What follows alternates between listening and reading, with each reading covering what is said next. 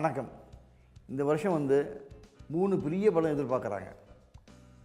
சங்கரன் 2.0, ரெண்டாவது பாகுபலி 2, மூணாவது விவேகம்.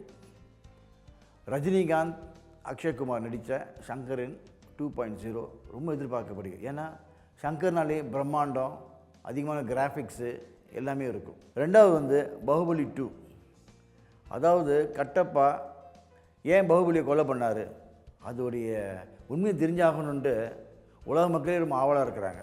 அதனால் அந்த படம் ரொம்ப எதிர்பார்ப்பில் இருக்குது.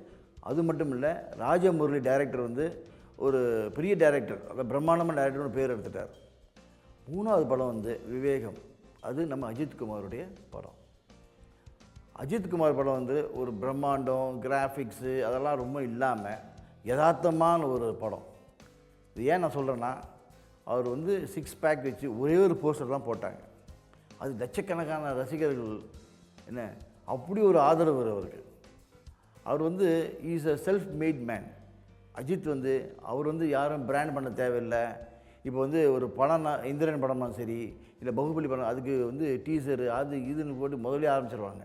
இப்படி பண்ண இந்த டேக்கிங்ஸு, அந்த ஸ்டுடியோ போய் காட்டுறது, அப்புறம் அந்த எப்படி பண்ணாங்க அதெல்லாம் காட்டுவாங்க. ப்ளூ மேக்ஸ், க்ரீன் மேக்ஸ் காட்டுவாங்க. ஆனால் அஜித் படம் அப்படி கிடையாது. Is a brand ambassador of himself. Sankaran 2.0, Baahubali 2, Vivegam, இந்த 3 படமும் எல்லா ரசிகரும் எதிர்பார்க்குற மாதிரி நாங்களும் ரொம்ப எதிர்பார்க்குறோம். வி டாக்ஸுடைய நல்வாழ்த்துக்கள்.